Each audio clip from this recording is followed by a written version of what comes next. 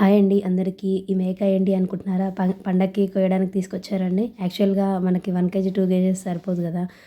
Non veg చుట్టాలందరూ వస్తారు గదా! ఇంట్లో ఆడపడుచులు, వాళ్ళ భర్తలు, కొడుకులు, కోడళ్ళు అందరూ మనవళ్ళు, మనవరాళ్ళు వస్తారని జెప్పేసి మా మామయ్య గారు తీసుకొచ్చారండి. మేకని కోద్దామని పండగకి. యాక్చువల్‌గా 2 తీసుకొచ్చారు. ఒకదాన్ని కోద్దామని, ఇంకొక దానికేమో ఆరోగ్యం బాలేదు. ఇదేమో ఆరోగ్యం బాలేని మేక అనమాట. దీంతోటి ఆడుకోవడం అంటే మా బాబుకి చాలా ఇష్టము.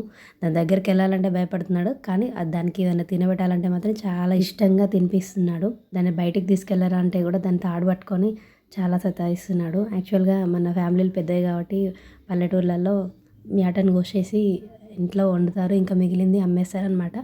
వాళ్ళకి ఇది లాభం. ఎందుకంటే కూర మిగులుతుంది. ఇంకా యాటను కొనుక్కొచ్చిన పైసలు కూడా వాళ్ళకి మిగులుతాయి లాభం వస్తుందని. ఇంకొకటి దీంట్లో కూర కూడా మిగులుతుందని వాళ్ళు ఆలోచిస్తారు. ఇంకా ఇది బడ్జెట్‌లో కూడా వస్తుందని చెప్పేసి దీన్ని మేకని కాయమని మా బాబుకి ఇస్తే దాన్ని తాడు వదిలేసి పారిపోయాడు వాడు. ఏంటంటే మేక అంటే ఇష్టం అంటాడు. కానీ పట్టుకోవడానికి మాత్రం చాలా భయపడతాడు వాడు. లాస్ట్‌కి సర్ది చెప్పాను. అదేమన్నదిరా, మీ బావున్నాడు కదా పట్టుకుంటాడు, నువ్వు తీసుకెళ్ళరా ముందుకి అంటే అయినా పారిపోవడానికి ట్రై చేశాడు. ఒకరు పట్టుకున్నారు, వెనకాల కట్టె తీసుకొని వాడు చిన్నగా తీసుకెళ్ళాడు మేపడానికి అని చెప్పేసి. కట్టె చేతిలో పట్టుకొని మరీ చేస్తున్నాడు దాన్ని. అది ఎక్కడ నన్ను ఓడొస్తుందో అని చెప్పేసి. ఇది వచ్చేసి దొడ్లో సావడి అండి. అక్కడ బర్రెలను కట్టేస్తాము. ఇది మా ఊరు లొకేషన్. ఇంటి దగ్గర ఇలా ఉంటుంది. ఇది రోడ్ పైన.